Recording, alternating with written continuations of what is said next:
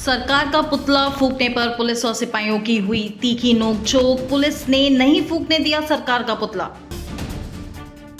भीषण गर्मी में छात्राओं को भाजपा रैली में उतारने पर बवाल। सपा का कलेक्ट्रेट पर हंगामा। नाबालिग छात्राओं की भाजपा पदयात्रा पर सियासी संग्राम। एफआईआर की मांग तेज। छात्राओं को राजनीतिक रैली में शामिल करने पर भड़की सपा। कलेक्ट्रेट पर धरना प्रदर्शन। रामनिवास कॉलेज की छात्राओं को भाजपा रैली में ले जाने पर हंगामा। प्रधानाचार्य पर कार्रवाई की मांग। भीषण गर्मी में छात्राओं की पदयात्रा पर बिफरी सपा। सरकार का पुतला फूंकने की कोशिश। छात्राओं को भाजपा की जन आक्रोश रैली में उतारना पड़ा भारी। सपा ने खोला मोर्चा। नमस्कार, मैं हूं बर्निस कक्कर और आप देख रहे हैं हलचल इंडिया। भीषण गर्मी में स्कूली छात्राओं को भाजपा की महिला पदयात्रा में शामिल किए जाने के मामले ने अब राजनीतिक तूल पकड़ लिया है। गुरुवार को समाजवादी पार्टी के सैकड़ों कार्यकर्ताओं ने जिला मुख्यालय पहुंचकर जोरदार धरना प्रदर्शन किया और रामनिवास बालिका इंटर कॉलेज की प्रधानाचार्य, प्रबंधक व संबंधित स्टाफ के खिलाफ एफआईआर दर्ज करने की मांग को लेकर जिलाधिकारी को ज्ञापन सौंपा। इस दौरान सिपाहियों ने सरकार का पुतला फूंकने का प्रयास भी किया, जिस पर पुलिस और कार्यकर्ताओं के बीच काफी देर तक तीखी नोकझोंक, धक्का मुक्की और छीना झपटी होती रही।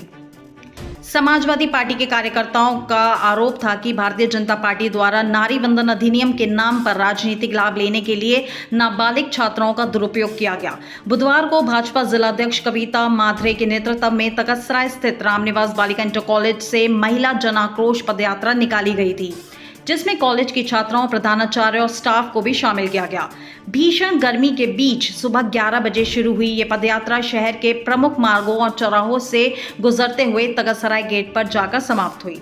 इस पूरे मामले को लेकर विपक्ष ने कड़ा विरोध जताया। समाजवादी पार्टी ने इसे शिक्षा व्यवस्था और छात्रों की सुरक्षा के साथ गंभीर खिलवाड़ बताया। पार्टी नेताओं का कहना था कि एडेड विद्यालय की छात्राओं को किसी राजनीतिक दल की रैली में शामिल करना नियमों के विरुद्ध है और इससे छात्राओं की सुरक्षा भी खतरे में पड़ी। यदि गर्मी या भगदड़ जैसी किसी घटना में छात्राओं के साथ कोई हादसा हो जाता तो इसकी जिम्मेदारी कौन लेता? मामले की गंभीरता को देखते हुए जिला विद्यालय निरीक्षक DIOS के रामनिवास बालिका इंटर कॉलेज की प्रधानाचार्य सिम्पी वर्मा को नोटिस जारी कर स्पष्टीकरण मांगा है। वहीं समाजवादी पार्टी ने मांग की है कि केवल नोटिस देकर मामले को दबाया ना जाए, बल्कि कॉलेज प्रबंधन, प्रधानाचार्य और कार्यक्रम में शामिल सभी जिम्मेदार अध्यापिकाओं के खिलाफ सुसंगत धाराओं में मुकदमा दर्ज किया जाए। कलेक्ट्रेट पर धरना प्रदर्शन के दौरान सपा कार्यकर्ताओं ने सरकार विरोधी नारेबाजी करते हुए सरकार का पुतला फूंकने की कोशिश की। जैसे ही कार्यकर्ताओं ने पुतला निकालकर आग लगाने का प्रयास किया, वहां पहले से तैनात भारी पुलिस बल सक्रिय हो गया। पुलिस कर्मियों ने तत्काल घेराबंदी कर पुतला छीनने का प्रयास किया। इस दौरान पुलिस और सिपाहियों के बीच जमकर धक्का मुक्की हुई। काफी देर तक चले हंगामे के बाद पुलिस पुतले को अपने कब्जे में लेने में सफल रही। इस दौरान पूरे परिसर में अफरा तफरी का माहौल बना रहा। धरना प्रदर्शन का नेतृत्व सपा जिलाध्यक्ष आनंद गुज्जर ने किया। उनके नेतृत्व में बड़ी संख्या में कार्यकर्ता जिला मुख्यालय पहुंचे और सरकार के खिलाफ जमकर प्रदर्शन किया।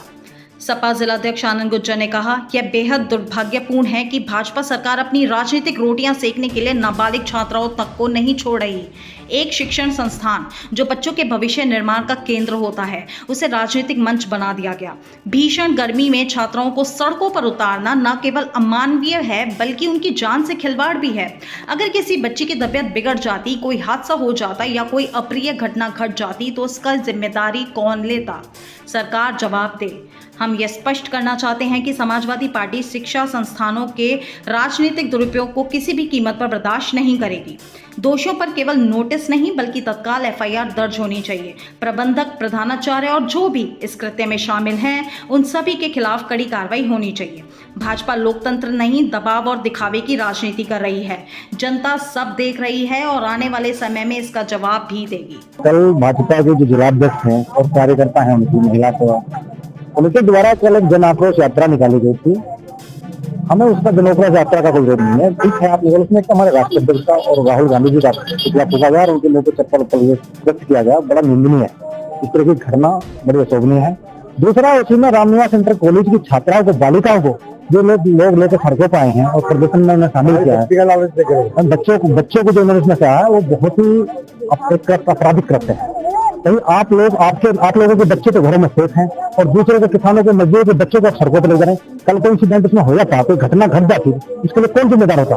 इसके लिए प्रशासन जिम्मेदार होता। लेकिन प्रशासन की आंख बंद है, प्रशासन कान बंद करे बैठा है, सत्ता के दबाव में काम कर रहा। इसलिए हम कांग्रेस के जिलाध्यक्ष मेरे बड़े भाई और हम दोनों लोगों ने मिलकर गठबंधन के साथ हमने जिलाधिकारी महोदय को और कप्तान साहब को भी ज्ञापन दिया है और हमने उन लोगों के खिलाफ जो स्कूल का प्रबंधन है, मैनेजमेंट और उसके प्रिंसिपल और जिलाध्यक्ष भाजपा की और जो नेता उनके खिलाफ हमने मांग की है कि उनके खिलाफ मुकदमा पंजीकृत है और कानूनी कार्रवाई है। आपके द्वारा पुतला फूकने का भी प्रयास किया है, ये योगी जी का मोदी जी का पुतला फेंके और फिर फेंकेंगे। अगर इसमें कार्रवाई नहीं होती है तो गली में पुतला फेंकेंगे। हम बताएंगे पुतले कैसे फूके जाते हैं।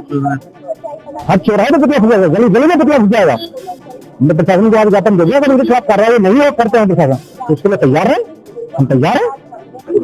भारतीय जनता पार्टी सत्ता की जिलाध्यक्ष को जो काम कल किया, जिन मेरी छोटी बहनों के हाथ में कागज कलम किताब होनी चाहिए, उन्हें एक धरना प्रदर्शन में लेके जा रही है और भारतीय जनता पार्टी के पास अब महिलाओं की भीड़ तो बची नहीं है।